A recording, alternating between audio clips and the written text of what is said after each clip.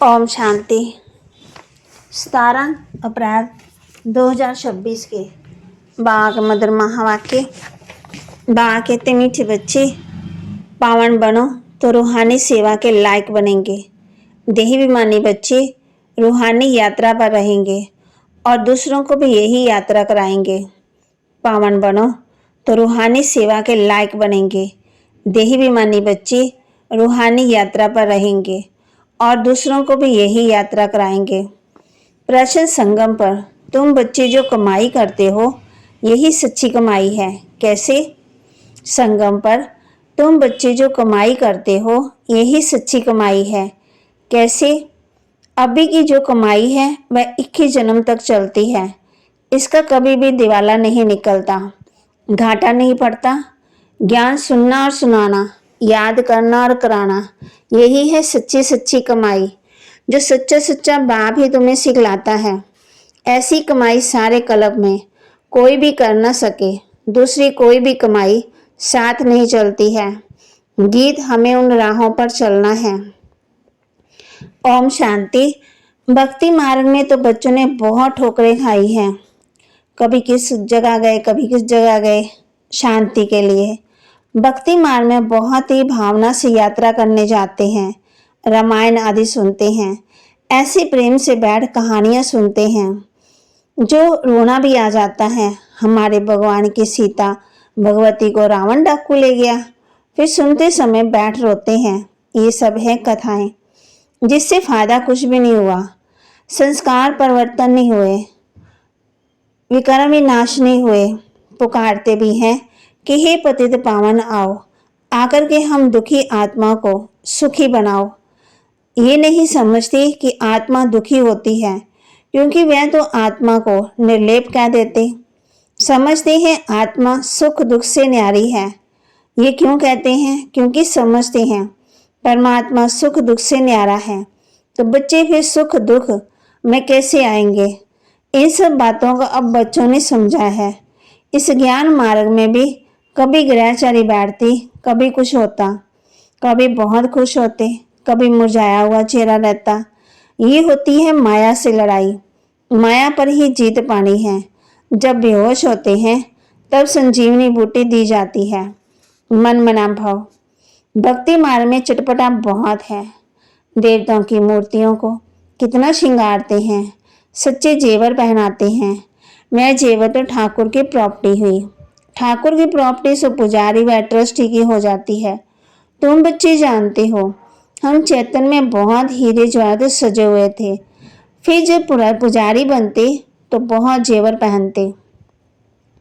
अब कुछ भी नहीं है। बाप कहते चैतन्य रूप में पहने, फिर जड़ रूप में भी पहने। अब तो कोई जेवर नहीं, बिल्कुल साधारण। बाप कहते मैं साधारण तन में आता हूँ, कोई राजाई आदि की ठाट बाट नहीं। सन्यासियों के भी बहुत ठाट बाट होते। अभी तुम समझ गए हो बरोबर सतयुग में कैसे हम आत्माएं पवित्र थी, शरीर भी हमारे पवित्र थे। उन्हों का श्रृंगार भी बहुत अच्छा रहता। कोई खूबसूरत होते तो उनको श्रृंगार का भी शौक रहता। तुम भी खूबसूरत थे तो बहुत अच्छे से जेवर पहनते थे, हीरे के बड़े हार आदि पहनते थे। यहाँ हर चीज सांवरी है। देखो गाय भी कितनी सांवरी होती। बाबा जब श्रीनाथ द्वारे गया था तो बहुत अच्छी गाय थी। श्री कृष्ण की गायें बहुत अच्छी दिखाते हैं। यहाँ तो देखो कोई कैसी कोई कैसी, क्योंकि कलयुग है। ऐसी गायें वहाँ होती नहीं। तुम बच्ची विश्व के मालिक बनते हो, तुम्हारी सजावट भी वहाँ ऐसी सुंदर रहती है। विचार करो, वहाँ कितनी गायें तो जरूर होनी चाहिए ना। वहाँ की गायें का गोबर भी कैसा होता होगा, कितनी ताकत होती। जमीन के खाद के चाहिए ना, खाद डाली जाती है तो अच्छा अनाज पैदा होता है। वहाँ सब चीजें अच्छी ताकत वाली होती हैं। यहाँ तो कोई चीज में ताकत नहीं है। हर चीज बिल्कुल ही पावरलेस हो गई है। बच्चे सूक्ष्म वतन में जाती थी, कितने अच्छे से बड़े बड़े फल देख खाते थे, सुबह रस आदि पीती थी। ये सतयुग में तो बहुत अच्छे अच्छे फल होते, सुबह रस आदि पीती थी। वह सब शास्त्रकार कराते थे। माली वहाँ कैसे फल आदि काट कर देते हैं, सूक्ष्म वतन में भी फल आदि हो न सके, ये शास्त्रकार होता है। वैकुंठ तो फिर भी यहाँ होगा। मनुष्य समझते हैं वैकुंठ कोई ऊपर में है। वैकुंठ ना सूक्ष्म वतन में ना मूल वतन में होता, यहाँ ही होता। यहाँ जो बच्चियाँ शास्त्रकार करती वह फिर इन आँखों से देखेंगे। जैसी पोजीशन ऐसी सामग्री भी रहती। राजाओं के महल देखो कैसे अच्छे अच्छे होते। जयपुर में बहुत अच्छे अच्छे महल बने हुए हैं। सिर्फ महल देखने के लिए मनुष्य जाते हैं तो टिकट रहती है ना, तो वहाँ कहती महल देखने के लिए जाते तो वहाँ भी टिकट होती। खास वे महल देखने के लिए रखते हैं, खुद फिर और महलों में रहते, सो भी अभी कलयुग में। ये है ही पति दुनिया। कोई अपने को पति समझते थोड़ी है। तुम अभी समझते हो, हम तो पति थे, कोई काम के नहीं थे। फिर हम गोरा बनेंगे, मैं दुनिया ही फर्स्ट क्लास होगी। यहाँ बल अमेरिका आदि में फर्स्ट क्लास महल है, परंतु वहाँ की भीड़ में ये तो कुछ नहीं है, क्योंकि ये तो अलग काल का सुख देने वाले हैं। वहाँ तो फर्स्ट क्लास महल होते, फर्स्ट क्लास गायें भी होती, वहाँ ग्वाले भी होते। श्री कृष्ण को ग्वाला कहते हैं ना। यहाँ जो गौयों को संभालने वाले हैं ना, वह कहते हैं हम ग्वाले हैं, गुज्जर हैं, श्री कृष्ण के वंशावली हैं। वास्तव में श्री कृष्ण के वंशावली नहीं कहेंगे, श्री कृष्ण की राजधानी के कहेंगे। शाहूकार के पास गायें होती तो उनको संभालने के लिए रखते हैं। ये बाप कहते हैं गुज्जर नाम सज्जू का है। कल की बात है ना, कल हम आदि सनातन देवी देवता धर्म के थे, फिर पतित बने तो अपने को हिंदू कहला देते हैं। पूछो तुम आदि सनातन देवी देवता धर्म के हो, वह हिंदू धर्म के हो। आजकल सब हिंदू लिख देते हैं। हिंदू धर्म किसने स्थापन किया, देवी देवता धर्म किसने स्थापन किया, ये भी कोई नहीं जानते। बाबा ये प्रश्न पूछते हैं तो बताओ आदि सनातन देवी देवता धर्म किसने स्थापन किया। शिव बाबा ब्रह्मा द्वारा कर रहे हैं। राम व शिव बाबा की श्रीमत पर आदि सनातन देवी देवता धर्म स्थापन हुआ। फिर रावण राज्य होता, विकारों में जाते, भक्ति मार्ग शुरू हो जाता, तब हिंदू कहलाने लगते। अभी अपने को कोई देवता कह न सके। रावण ने बिल्कुल ही पतित बनाया। बाप आकर के हमें वाइसलेस बनाते, पवित्र बनाते। तुम ईश्वरीय मत से देवता बनते हो। बाप ही आकर तुम ब्राह्मणों को देवता बनाते हैं। सीढ़ी कैसे उतरते हैं ये भी तुम बच्चों की बुद्धि में नंबरवार बैठता है, तुम जानते हो।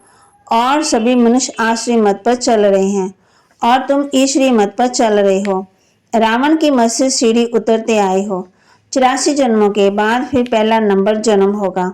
ईश्वरीय बुद्धि से तुम सारे सृष्टि के आदि मध्यांत को जान जाते हो। ये तुम्हारा जीवन बहुत अमूल्य है, इनकी बहादुरी है।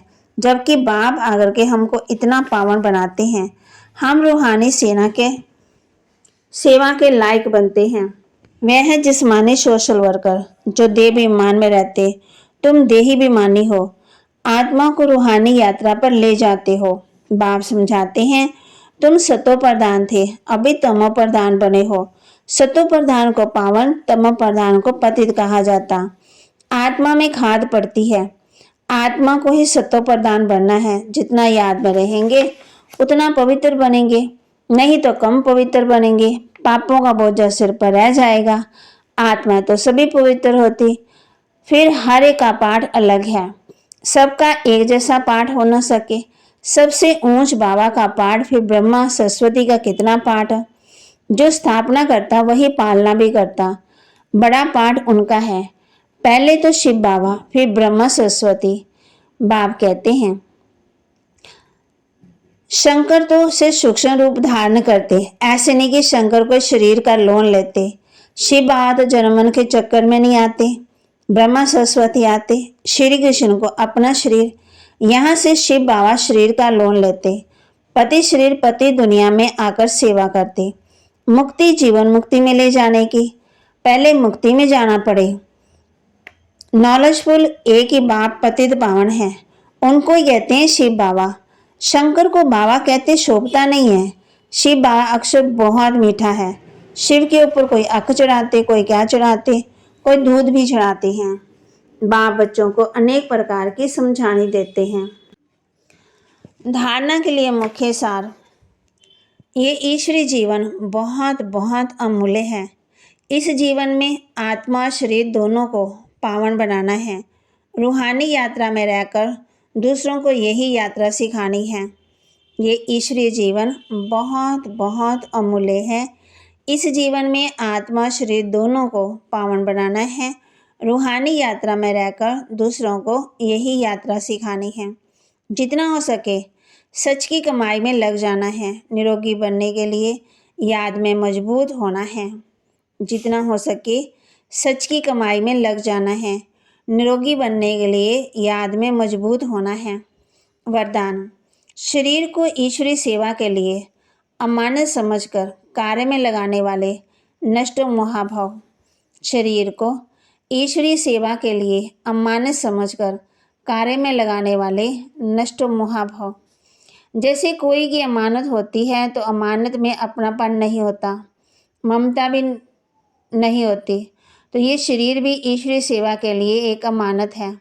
ये अमानत रूहानी बाप ने दी है तो जरूर रूहानी बाप की याद रहेगी। अमानत समझ से रूहानियत आएगी, अपनेपन की ममता नहीं रहेगी। यही सहज उपाय है निरंतर योगी नष्ट मोहा बनने का। तो अब रूहानियत की स्थिति को प्रत्यक्ष करो। स्लोगन, वानप्रस्थ स्थिति में आना है तो दृष्टि वृत्ति में भी पवित्रता को अंडरलाइन करो। वानप्रस्थ स्थिति में आना है तो दृष्टि वृत्ति में भी पवित्रता को अंडरलाइन करो। अव्यक्तिशाली महान बनने के लिए मधुरता और नम्रता का गुण धारण करो। आपका हर बोल महान हो, हर मनसा संकल्प हर आत्मा के प्रति मधुर हो। हर एक को ऊंचा उठाने का स्वभाव, मधुरता का स्वभाव, निमानता का स्वभाव। मेरा स्वभाव ऐसा है, ये कभी नहीं बोलना मेरा कहाँ से आया। मेरा तेज बोलने का स्वभाव है। मेरा आवेश में आने का स्वभाव है। स्वभाव के वश होना यही माया है। अब माया जीत बनो। अभिमान व दिलकश होने के ईर्ष्या व आवेश में आने का स्वभाव का परिवर्तन करो। तो बाबा के महावाक्य को लाइक करें, शेयर करें, सब्सक्राइब करें और अपने जीवन में ज़रूर धारण भी करें।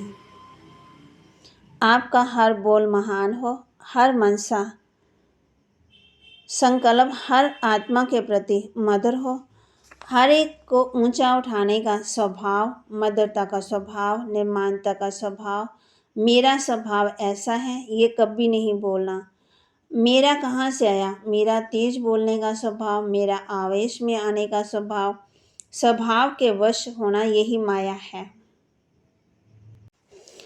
अब माया जीत बनो। अभिमान व दिलकश होने के ईर्ष्या व आवेश में आने का स्वभाव का परिवर्तन करो।